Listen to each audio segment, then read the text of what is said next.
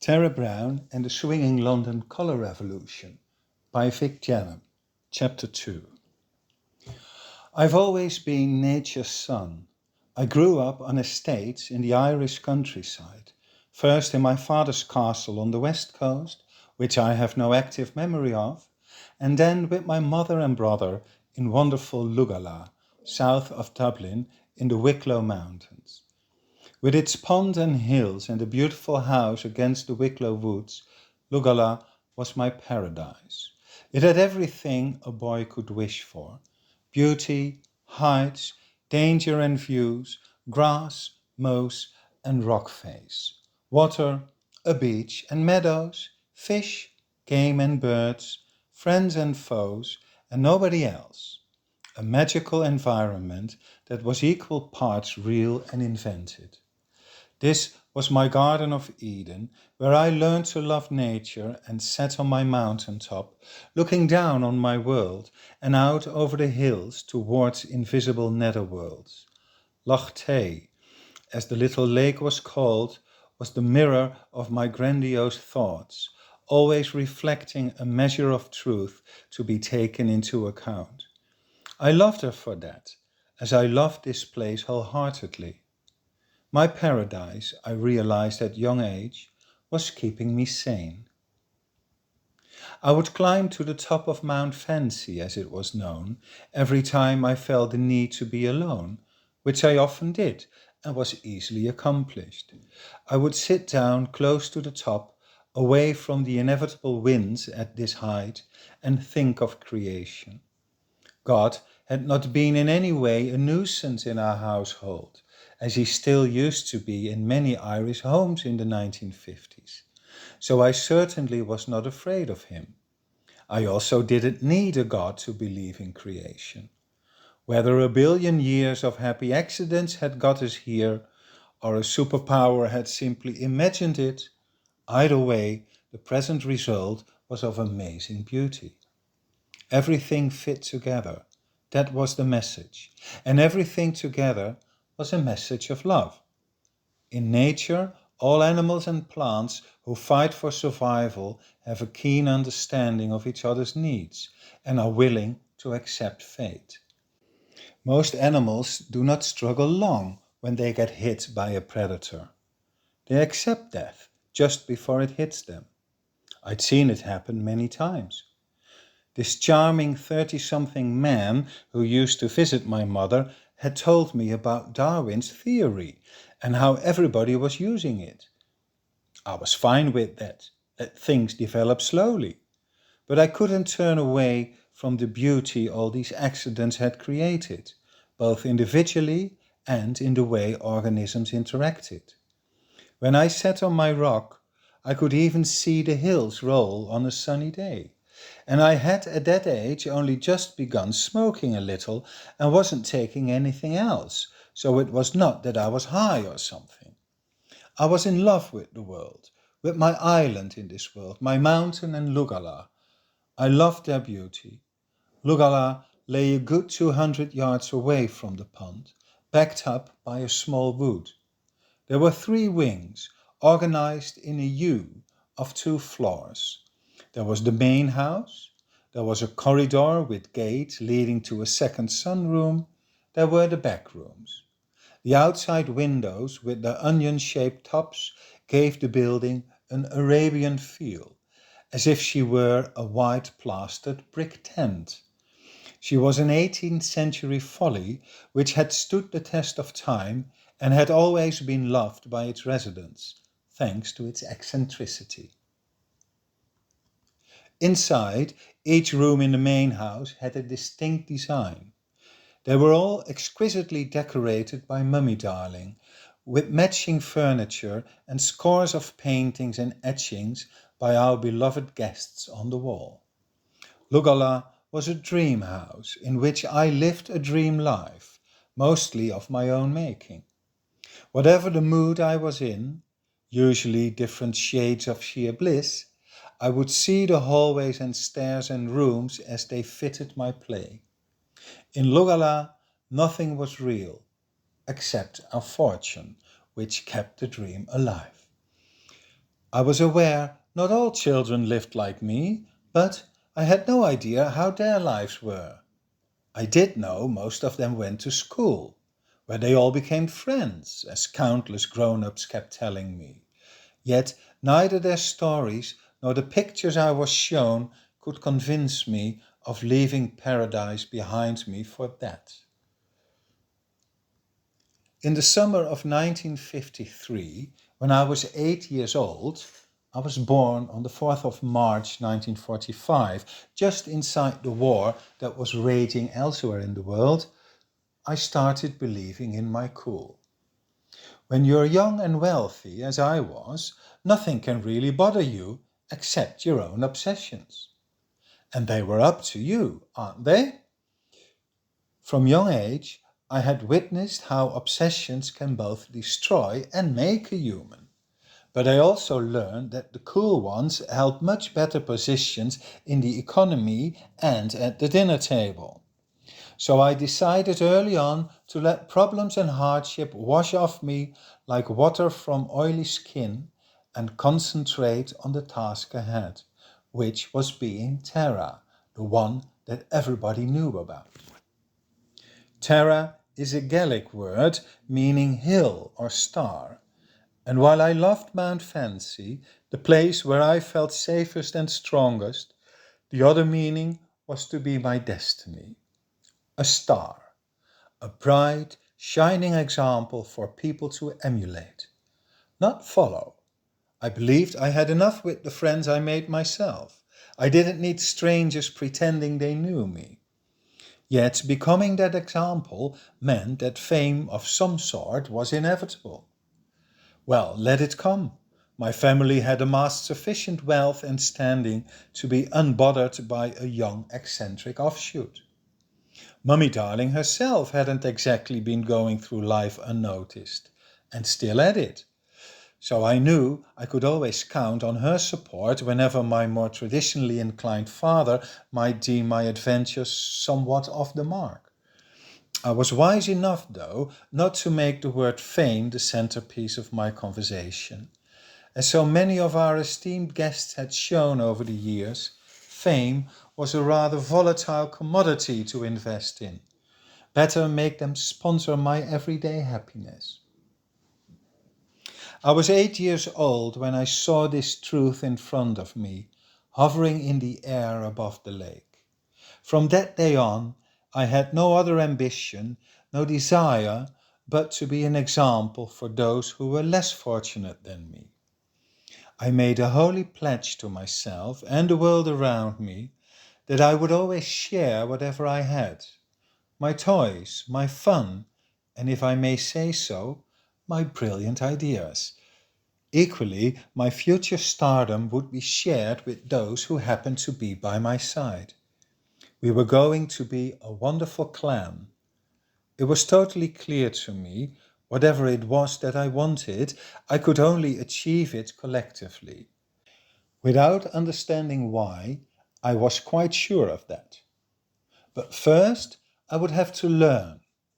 I loved learning about life, and my mother's soirees and assorted fun evenings were the perfect opportunity to drink in the wisdom and stupidity of all those high-minded people who were considered the best and brightest in their field. I played the fool, the court jester, who challenged the guests with my silliness just enough to provoke a serious and honest answer, which I would listen to carefully while smiling and jumping about. It was all a game, and they knew it and enjoyed feeding my brain with their famous insights. I was the man-child, the living doll they were allowed to play with as long as they kept their dirty hands off me. Luckily, I can't remember anyone going any further than the drunken poet putting his sweaty hand on the inside of my thigh one late winter evening, something I found highly unpleasant and backed away from instantly. Everybody being too busy with themselves, nobody noticed. So I pushed that hand away and said, "Don't do that again or I'll tell Mummy Darling." And that was the end of it. Hearing later in life about the horrors some children must go through, and considering the high-risk environment I had been growing up in, I was once again the fortunate one. It was perhaps that my mother only invited artists who had at least known a measure of success to balance their deepest frustrations against. In the spring of 1955, a terrible thing happened to me. After years of successfully resisting, I was sent to school at the age of 10. School is a prison, my brother Gareth used to say. And he was right. All day long, I was forced to do useless things such as reading children's books, writing stupid essays about dull topics, listen to teachers talking about history in the most boring way, and other horrors.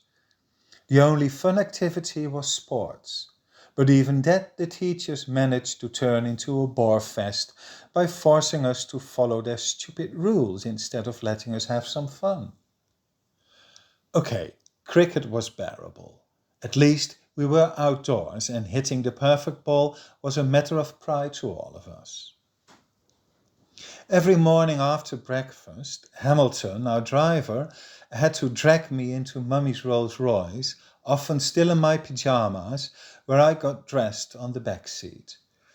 I used to dress like a little prince, because Mummy dear was adamant only an outing in the woods warranted dressing down into something comfortable and protective. I, of course, agreed fully with her on this matter.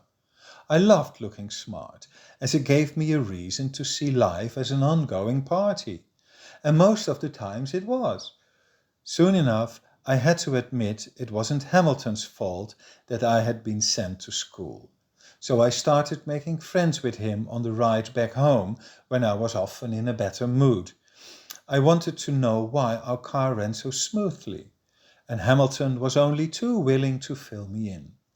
In his pleasant voice, he told me in fine detail how cars work and how you should keep them in pristine condition. He was much older than me, and I fed his lessons with my enthusiasm. I quickly became honestly interested in cars and would allow Hamilton to let me have a look under the bonnet. The engine was so huge and clean, it was easy to spot all the different elements Hamilton had spoken about. I want to have a car myself one day, I confessed. Hamilton laughed. You will, me lord. He had never called me that. You will, he stressed. I hope you will love your cars and get the best out of them. In the 1950s, car technology was primitive compared to today. It was relatively easy to maintain a car, but this had to be done almost continuously. From Hamilton's instructions, I had come to understand that cars could go quite a lot faster than they often did. It was all about the burn. You simply had to give the injection enough oxygen. This meant you would be burning through your engine a whole lot faster, the reason why most service garages advise the conservative approach. But this fact didn't put a constraint on my fantasies. At age 10, on the back seat of Britain's poshest car, it was all theory, of course, but I liked the idea and it stuck with me. Fast was definitely better. I don't think I will be driving a Rolls Royce, I told Hamilton. I'd like a smaller one, a faster one. Of course you would, dear Tara, but please be careful. When my brother Gareth, who was 7 years my senior, got his driver's license in the summer of 1955, we often went on a tour together in his brand new MG, an elegant and fast car I immediately felt envious of. Soon, Mummy dear allowed him to take me to Father's Castle MacGarret. It meant she wouldn't have to join us any longer, and she was more than happy with that. We had a great drive through beautiful Ireland. I saw mostly sky from my low seat, so I began closely following my brother's moves, the gear shifts and the throttle, the brake which he tended to apply a bit too soon to my mind, and where all the signals were. I could see myself driving this car at some point and began copying Gareth's moves. What are you doing? I'm driving the car. In your dreams? Yes, but I'm learning nevertheless. Smart ass. What? Humphrey Bogart said that in a film. You're a clever one. In the film it is meant ironically though, as Bogart always is. When I'm 16, I'll be the best. You can't drive before 17, laughed Gareth. I know, but I'm going to start early. Try 14, my brother said earnestly. You think so? If you're up to it, but first you must grow a bit more. And take it easy, eh? That was the second time I felt cars could love me as much as I loved them. Be the perfect team, man and machine in harmony. Hamilton drove like that, always smoothly, but decisive and forceful. It was the only way a Rolls could be driven. Gareth's driving was less spectacular. It was good enough though, and I loved the snacks we had on the way. Looking out over the valley surrounding us, it felt amazing to be alive. Not that I could imagine being anything else. There clearly was only life, and neither needed there be more. I was going to enjoy every minute of it, as I always had. In January 1956, we lost Luggala to a fire which had started in Garrick's room. The fire brigade was struggling to come over because of the snow on the roads, and the fire was going on. So we all began carrying outside the pieces of value that could under no circumstances be left to the flames. Mummy darling was at her best, I must say. In the grief and anxiety that had gripped many of our guests, she was remarkably cool and almost seemed to enjoy her role as auctioneer, seated in her favourite chair outside in the garden, instructing everybody personally what to get and where from. It was an operation as efficient as they come, thanks to everybody's unremitting commitment to the cause. Nobody wanted to see unnecessary damage done, though Garrick's room was already lost and more of the house was going to burn. My mother knew and let it happen, as she had no choice, with those idiots of fire brigades not coming fast enough. The house was lost. There was nothing to be done, but the art could be saved, and the curtains could be saved. Writing machines and documents could be saved. The crockery could be saved, and all the other kitchenware as well. There were a lot of hands on deck, and we all moved swiftly and carefully. We got a lot out, but not everything. That's what I remember. Only after the excitement of the operation had subsided in me did I realize we didn't have a house anymore. And for all practical purposes, I was going to be sent boarding at St. Stephen's School for Boys in a Dublin suburb. It was the ultimate punishment for such stupid misfortune, which I even had personally nothing to do with, as far as I was aware. We lost our house, and I lost my life that night. Luggala was rebuilt, with everything we had saved put back in again, and lots of new stuff as well.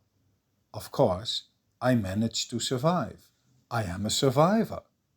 It's just I was right to have stayed out of schooling for as long as I did. I won't bother you with the details, as we were young and childish. I had to show them how to smoke, can you imagine?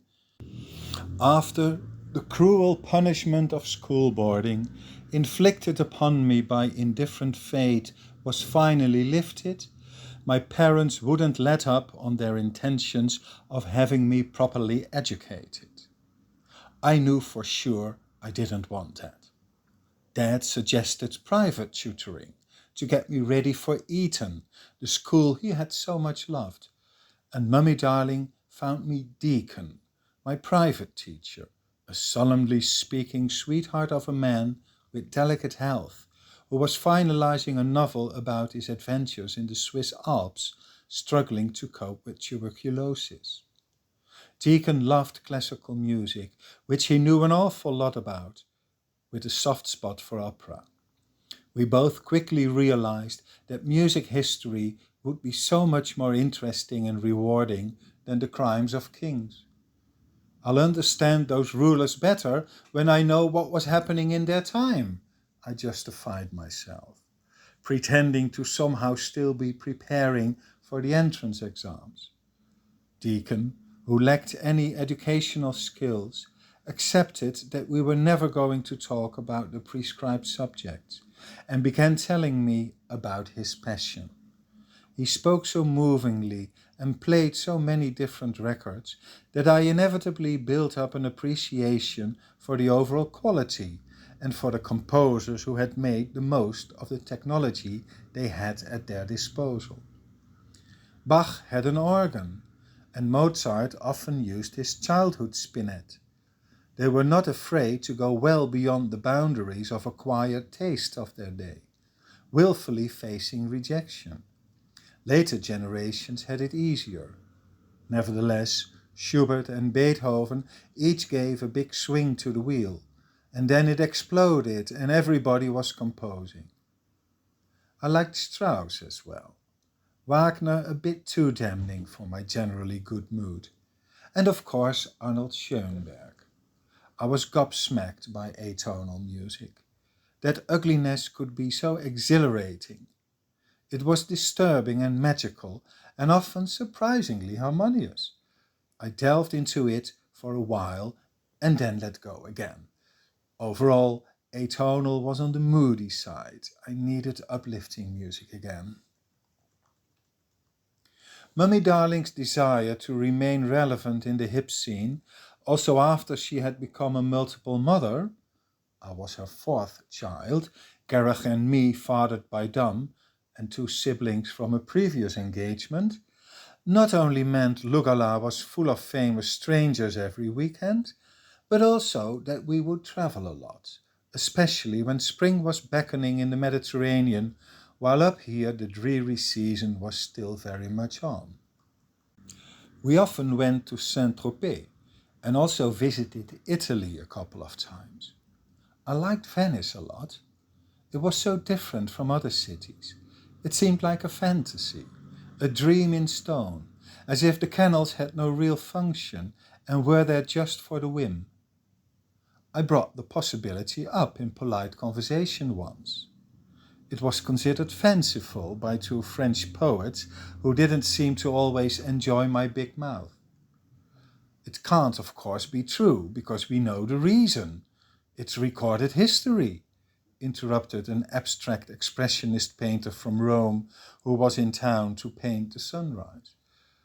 You should study the English painter William Turner. He portrayed Venezia in a way you might find attractive. Is he still around? He died 100 years ago. You'll find him in museums. Grazie mille.